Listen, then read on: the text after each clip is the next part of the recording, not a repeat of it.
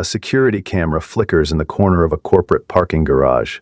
Through its grainy lens, a man in a janitor's uniform lunges forward, pushing a young girl out of the path of a speeding black SUV. The vehicle swerves, crashes, then reverses hastily into the shadows. The man cradles the unconscious child, his face momentarily illuminated. The next day, his employee badge reads, "Terminated." Dawn breaks over the city as Ethan Mercer moves quietly through his modest apartment, careful not to wake his 10-year-old daughter, Lily. The kitchen walls display her artwork, colorful landscapes and stick-figure portraits of the two of them holding hands. Beside them hangs his framed maintenance certification, earned through night classes after his life collapsed 5 years ago. He prepares breakfast with practiced efficiency: scrambled eggs, toast, a sliced apple arranged in a fan. Small rituals of normalcy in a life rebuilt from ashes. 5 years earlier, Ethan had been rising through the ranks at Meridian Financial. His analytical mind caught accounting irregularities that others missed or deliberately overlooked. When he presented evidence of client fund manipulation to his superiors, he expected gratitude.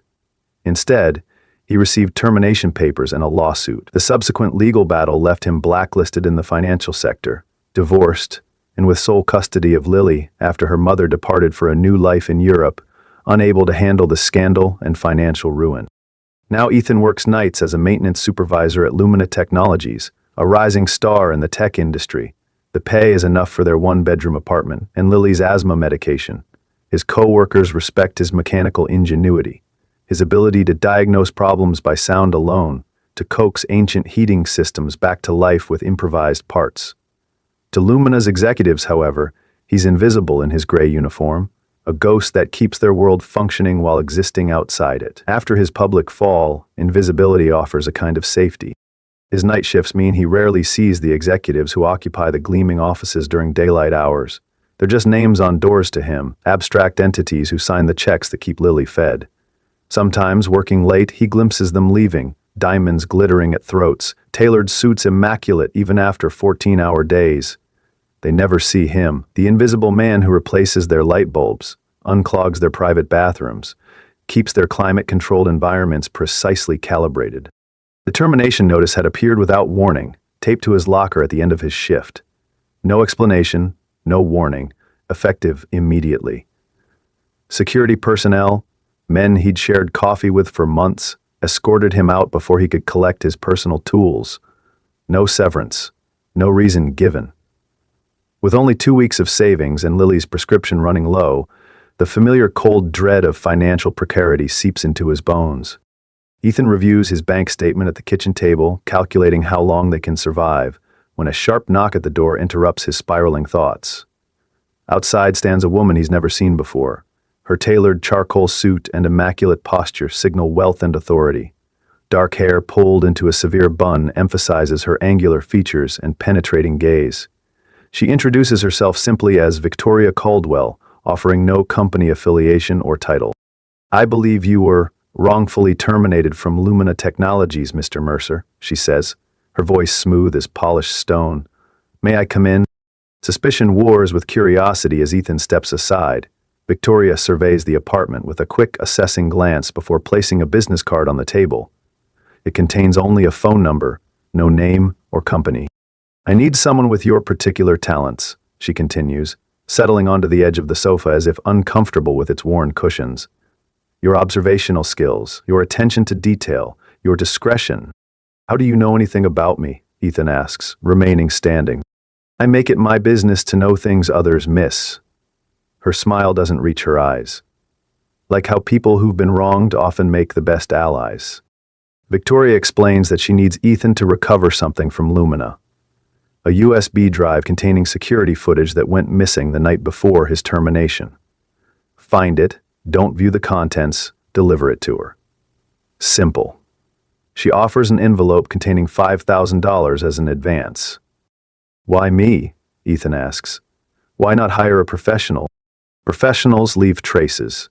You already have legitimate reasons to have been in the building. Your fingerprints, DNA, are already throughout the facility." She studies him with unnerving intensity. People who've lost everything tend to be more motivated, more willing to bend rules to protect what little they have left. The envelope feels heavy in his hands, its contents representing both salvation and compromise. $5,000 would cover 3 months of rent, Lily's medication, breathing room to find another job. The task seems straightforward enough. Locate a missing drive, hand it over, walk away. Yet something in Victoria's too-perfect composure, the calculated way she'd emphasized his desperation, raises alarm bells in the corner of his mind that still thinks like an analyst. As Victoria rises to leave, the front door opens. Lily returns from her friend's house, stopping short at the sight of the elegant stranger. Victoria freezes momentarily, studying the child with an expression Ethan can't decipher. "Your daughter," Victoria says softly. "She has heterochromia, one blue eye, one green." Ethan steps protectively closer to Lily. "How did you know I worked at Lumina?" Victoria touches a small pendant at her neck, 2 different colored stones set in silver. "As I said, I know things others miss, including how people who've been wronged often make the most reliable allies." Her fingers brush against Ethan's as she hands him the envelope, creating an unexpected current between them. For a heartbeat, vulnerability flickers across her composed features before she withdraws, the mask reinstated. After she leaves, Ethan discovers a press badge among the cash in the envelope. It grants temporary access to Lumina's public areas for a charity gala scheduled in 3 days. The badge shows signs of authentic security features: holographic overlay, embedded RFID chip. This was no amateur operation. Victoria Caldwell, whoever she really was, had resources and connections. That night, Ethan dreams of falling, of reaching for something just beyond his grasp. He wakes to find Lily standing beside his bed, wheezing slightly, her inhaler clutched in her small hand. As he helps her with her breathing treatment, watching the medication transform her panicked gasps into regular breaths, his decision crystallizes. Whatever game Victoria Caldwell is playing, he'll participate, but with his eyes wide open. For Lily, he'd walk into far darker places than the corridors of Lumina Technologies.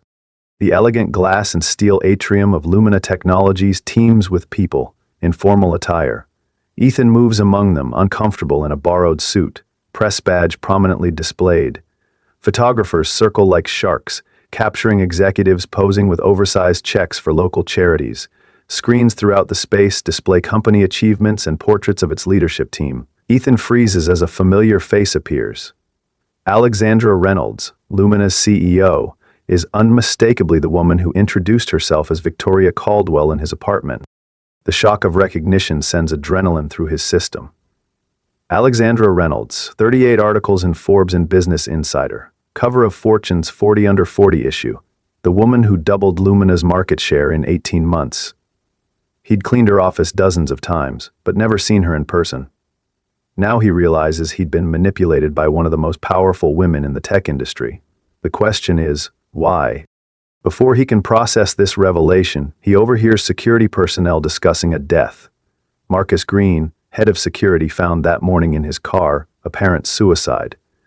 Green had been responsible for the parking garage surveillance system. The coincidence raises hairs on Ethan's neck.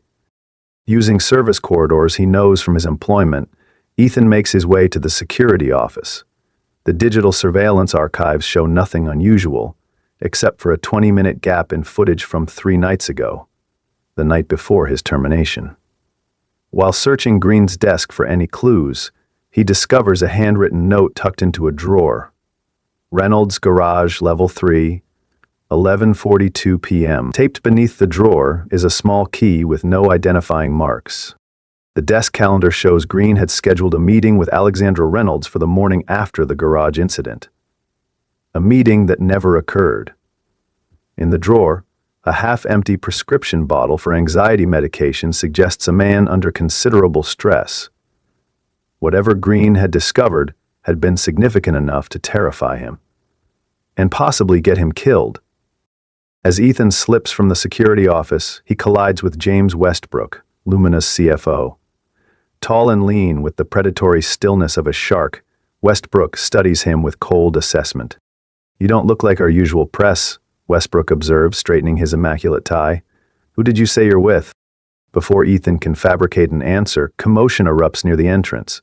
Alexandra Reynolds arrives with a young girl, perhaps 9 years old, who walks with a slight limp, her arm wrapped in a bandage. The child's heterochromia, one blue eye, one green, hits Ethan like a physical blow. When she glances his way, the girl freezes, staring at him with unmistakable recognition. Suddenly, alarms blare throughout the atrium. Security breach detected. Guards begin methodically checking identification. Westbrook points directly at Ethan. "That man doesn't belong here." Security converges. Across the room, Alexandra's eyes meet Ethan's. Her composed expression falters for a heartbeat before she turns away, deliberately ignoring him as guards tackle him to the ground. The interrogation room at the police station smells of industrial cleaner and stale coffee. Detective Laura Simmons, mid-40s with the measured movements of someone who's seen it all, reviews Ethan's file with deliberate slowness. "Interesting timing, Mr. Mercer," she notes. "You get fired, break into a private function, and the man who likely processed your termination ends up dead the same day. Care to explain the connection?" "There's no connection," Ethan insists. "I was looking for answers about my termination." "With a fake press badge?" Simmons raises an eyebrow. "Your history of whistleblowing at Meridian Financial suggests a pattern of behavior. Digging up dirt, causing trouble. Exposing the truth," Ethan corrects. Simmons leans forward, lowering her voice. "Green's death has peculiarities. The angle of the gunshot, the missing shell casing. His wife says he'd been anxious for days, mentioned corporate problems he couldn't discuss." She taps a folder on the table. His phone records show a 17-minute call to Alexandra Reynolds' private line the night before he died. The interrogation is interrupted when the door swings open. Alexandra Reynolds enters, elegant, even under fluorescent lights. She dismisses the detective with corporate authority, requesting privacy. When the door closes, her CEO persona drops away. "You were supposed to find the USB drive, not get caught searching for it," she hisses, pacing the small room. "Now you've made everything worse." "You lied about who you were," Ethan counters. "And that girl, your daughter, she recognized me. Why?"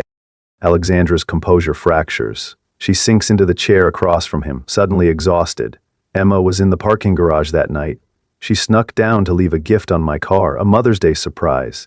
She says a maintenance man saved her from being hit by a car, but the trauma affected her memory. The only surveillance footage showing what happened disappeared, and Green claimed a system malfunction. I was working that night," Ethan says slowly. "Lower-level maintenance. I heard tires squeal, but I didn't see anything." "Don't lie to me." Alexandra leans closer, desperation evident in her intensity. "Emma described you perfectly, and someone deleted that footage because it shows something damaging. I need to know what happened to my daughter." "If I was there, why would you fire me?" "I didn't fire you. Westbrook handles personnel. He claimed budget cuts, but now I'm questioning everything." She studies him, conflict evident in her expression. "Help me find that USB and I'll reinstate your job with a promotion. My daughter thinks you saved her life. I need to know if she's right." The air between them crackles with tension, distrust mingled with an undercurrent of something more complicated. In the harsh, fluorescent light, Alexandra's carefully constructed facade has slipped, revealing glimpses of a woman stretched to breaking point. Her fingers tremble slightly as she tucks a strand of hair behind her ear, a gesture too human, too vulnerable for the untouchable CEO whose portrait hangs in Lumina's lobby. As she arranges his release, their hands touch briefly, sending a complicated current between them. Attraction mixed with distrust. Alexandra pulls back abruptly, straightening her jacket. "My driver will take you home." We never had this conversation. Outside the station, Ethan finds James Westbrook waiting beside a luxury sedan. "Get in," he orders. "We need to talk about what you really saw that night." The interior of Westbrook's car smells of expensive leather and subtle cologne. As they pull away from the curb, Westbrook reveals his hand. Security cameras caught Ethan entering the garage shortly before the incident, but Green erased the actual accident footage. Westbrook believes Ethan possesses a copy. "I know your type," Westbrook says, voice cool and measured. "Former financial analyst turned whistleblower. You're always looking for leverage. What do you want for the drive? Money? Your job back?" Ethan realizes Westbrook assumes he's blackmailing the company. Before he can respond, Westbrook makes an offer. $250,000 for the drive and his silence. Significantly more than Alexandra's promised promotion. "I'm trying to protect Alexandra," Westbrook claims. "She's been under tremendous pressure since her husband's death. Emma is everything to her. If word gets out about the accident, the board will use it against her." The mention of Alexandra's deceased husband catches Ethan's attention. Westbrook explains that William Reynolds died 18 months ago in what was ruled an accident at their lake house. Alexandra has since fought to maintain control of the company against board members who believe she's too emotionally fragile. "The company was William's life," Westbrook continues. "Alexandra was never meant to run it long term. The board tolerates her out of respect for William, but their patience wears thin." Through the tinted windows, city lights slide by like cold stars. Ethan notes how Westbrook's knuckles whiten on the steering wheel when discussing Alexandra, the subtle edge in his voice when mentioning the board. The CFO portrays himself as Alexandra's protector, but something in his calculated stillness suggests a predator rather than a guardian. Westbrook drops Ethan at his apartment with a burner phone. "You have 48 hours to decide. The money or your conscience. Choose wisely." The implication lingers in the air. Choose the money or face consequences. The threat, though unspoken, is as tangible as the burner phone's weight in Ethan's palm. He watches Westbrook's car disappear around the corner, taillights fading like dying embers in the night. Alone, Ethan uses Marcus Green's key to open a locker at the train station, finding a sealed envelope containing newspaper clippings about William Reynolds' death and a partial surveillance image showing a black SUV in Lumina's garage. On the back, Green had written, "Same vehicle, same driver, not coincidence." The article describes William's death as a tragic accident, a slip from the dock at the family lake house, blood alcohol level above the legal limit. Alexandra had discovered the body, called emergency services, attempted resuscitation. The coroner ruled drowning, with no evidence of foul play. Yet Green had connected this 18-month-old accident with recent events at Lumina. What had he seen that others missed? A knock at the door reveals Alexandra, now dressed casually in jeans and a simple blouse, vulnerability evident in her posture. She brings Emma, who immediately recognizes Ethan. "You're the man who pushed me," Emma says with certainty. "The one who fixed the lights when they were flickering." The child's mismatched eyes, one blue, one green, regard him with solemn intensity. The bandage on her arm has cartoon characters dancing across it. She seems simultaneously older and younger than her years, carrying the weight of trauma while maintaining childlike directness. Alexandra explains that Emma's therapist suggested this meeting might help recover her blocked memories. While Emma draws in the living room, Alexandra and Ethan talk quietly. "William's death destroyed us," she confesses. "The company was his life, and suddenly it was mine to run while raising Emma alone. Some days I can barely breathe under the weight of it all." Ethan recognizes the struggle of single parenthood. Their shared experience creates an unexpected intimacy. When Alexandra notices Lily's asthma medication, she reveals that Emma has the same condition. "Sometimes I think the board is right," she whispers. "Maybe I am too emotional, too broken to lead." "Being broken doesn't make you weak," Ethan replies. "It makes you human." Their connection deepens as they share parallel stories of rebuilding lives. When their hands touch, neither pulls away. Their first kiss is gentle, tentative, weighted with complicated emotions. Something shifts between them, a bridge forming across disparate worlds. The CEO and the maintenance worker, both single parents, both survivors of loss, both carrying secrets. The attraction between them feels dangerous, a flame lit beside gasoline, yet neither moves to extinguish it. Emma's excited voice interrupts them. Her drawing shows a black car with a distinctive dent in the parking garage. "I remember now, the car that almost hit me. It was Mr. Westbrook's. He didn't see me because he was arguing on the phone."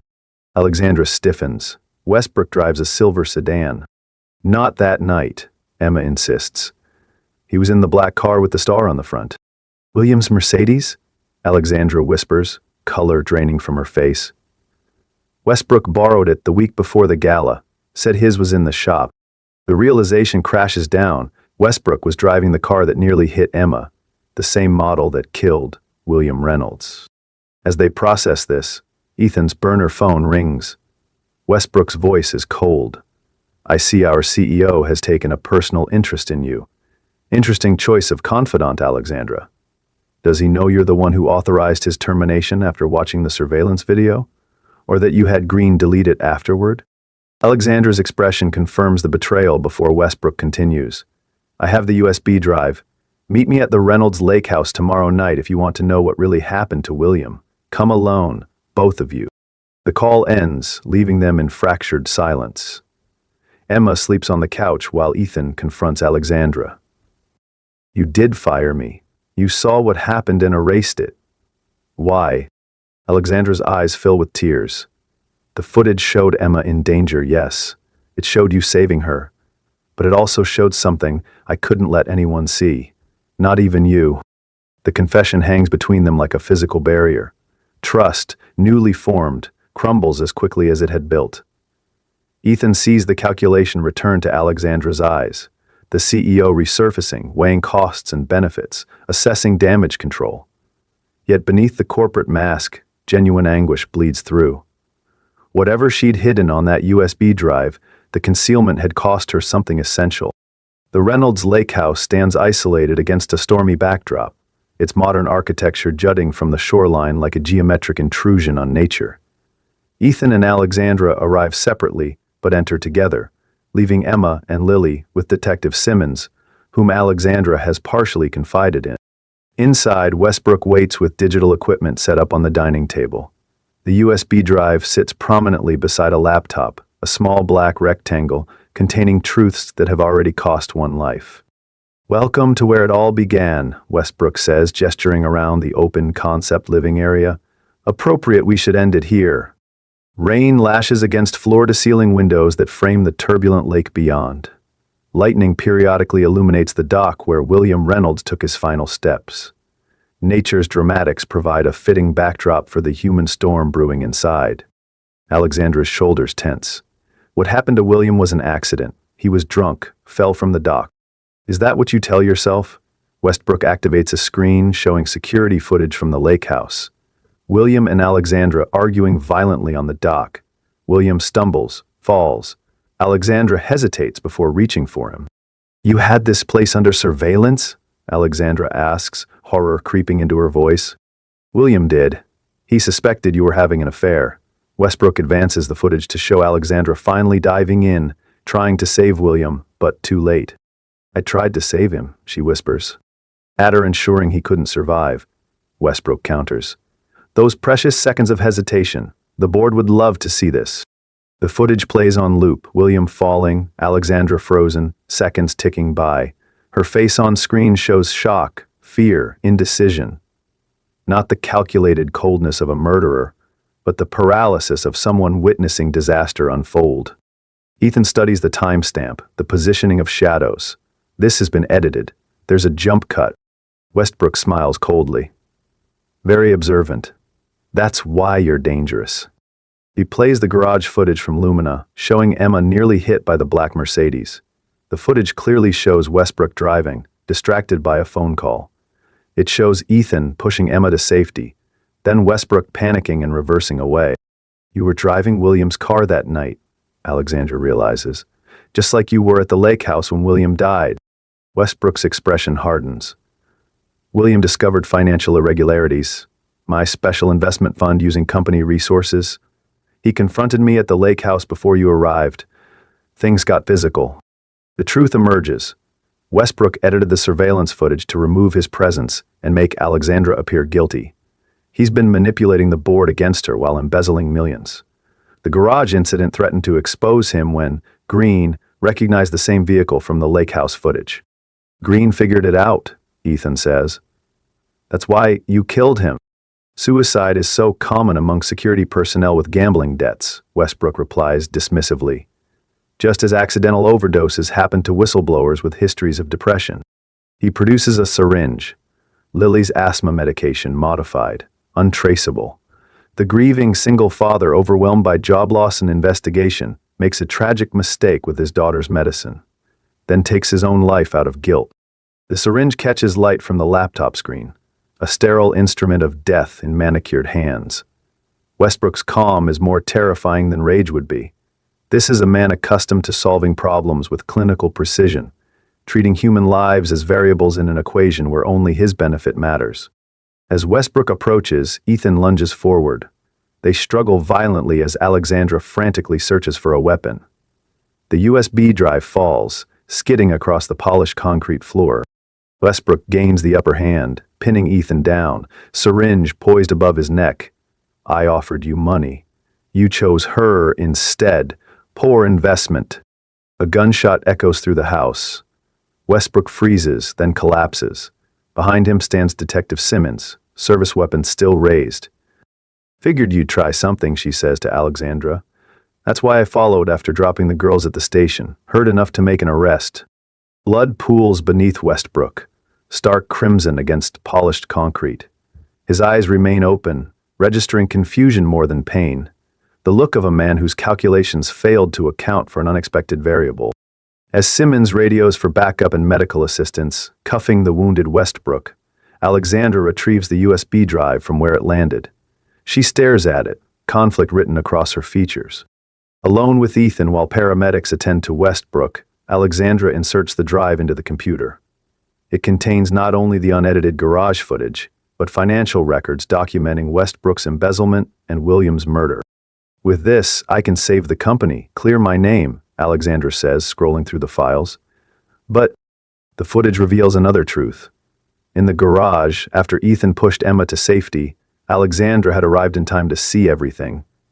The camera shows her approaching Westbrook's crashed vehicle, speaking to him, then nodding as she walks away, making a deal in that moment to protect company interests over justice. I knew it was Westbrook, she admits, voice hollow.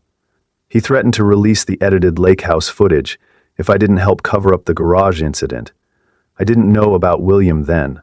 I just thought I was protecting my company from scandal and myself from false murder accusations.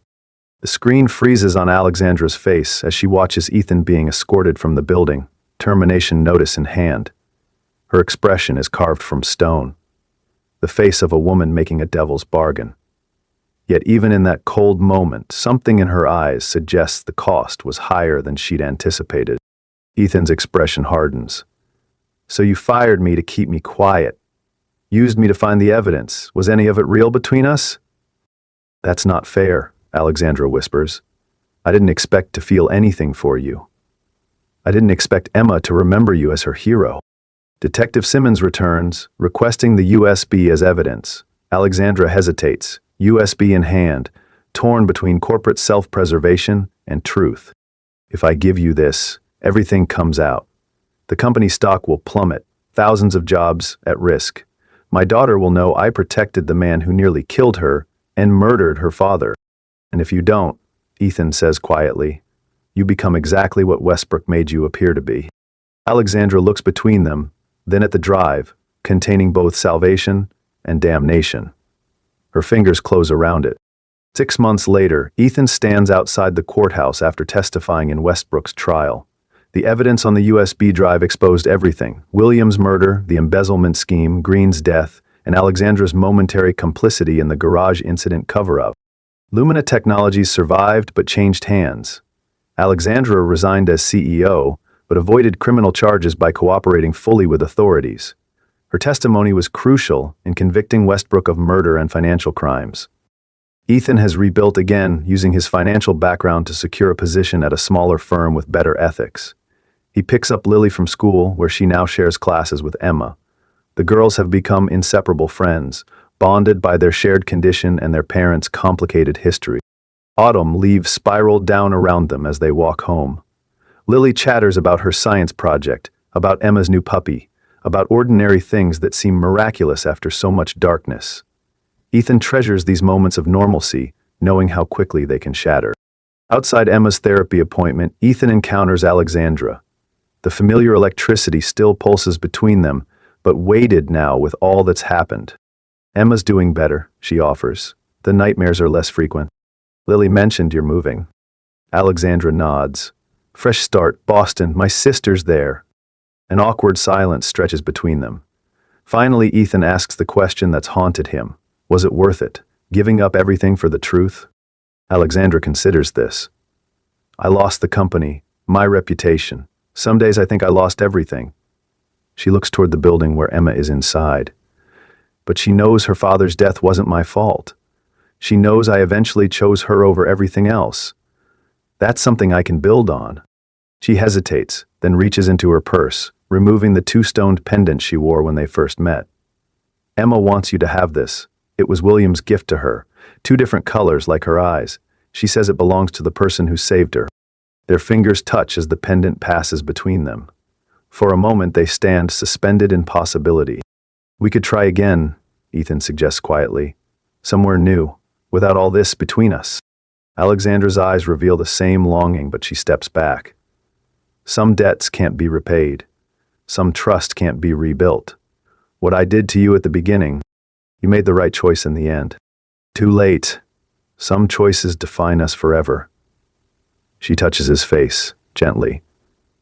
The girls need us to be civil, maybe even friends someday, but anything more would be built on a foundation that already cracked once. The autumn breeze carries the scent of wood smoke and endings. Behind them, the therapy center's door opens and closes, marking the passage of other broken people, seeking wholeness. Time moves forward, regardless of human tragedy or triumph. Emma emerges from the building, running to hug her mother, then Ethan. The adults exchange a look of understanding over the child's head, an acknowledgement of what might have been and what cannot be. As Alexandra and Emma walk away, Ethan fingers the 2-stone pendant. It catches the light, reflecting both brilliant green and deep blue. Truth and deception, redemption and loss, intertwined forever. Ethan places the pendant in Lily's treasure box that night, next to the framed photo of them with Emma at the park. His daughter examines it curiously.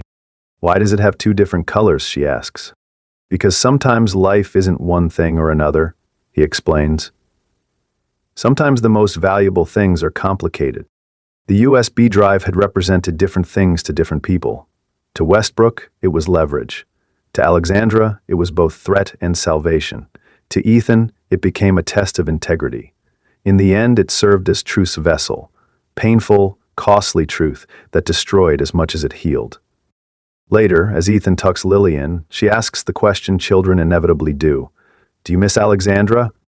Ethan considers what to tell his daughter about complicated adult emotions, about how sometimes doing the right thing means losing something precious, about how trust, once broken, leaves permanent fractures. Sometimes, he answers honestly, we have to choose between what we want and what's right. The hardest part is living with that choice afterward. Through the window, he watches the last moving truck pull away from Alexandra's house across the street. Tomorrow, new neighbors will arrive. Life will continue. Wounds will gradually scar over. Some stories don't get neat endings. Just people carrying their choices forward, one day at a time, guided by whatever light they can find in the darkness they've walked through. In his pocket, Ethan's phone buzzes with a text message. Alexandra, one last time. Thank you for saving Emma, and for saving me from becoming someone I couldn't recognize. No signature, no farewell. Just acknowledgement of debts that can never be repaid, and gratitude that can never be fully expressed. He doesn't reply. Some conversations have no adequate response. Some endings are best left unadorned. The truth, like the 2-stoned pendant, contains multitudes, beauty and pain, salvation and loss. We carry it forward not because it's perfect, but because it's real, and in a world of convenient lies and comfortable deceptions, reality, however broken, remains the only solid ground on which to build whatever comes next.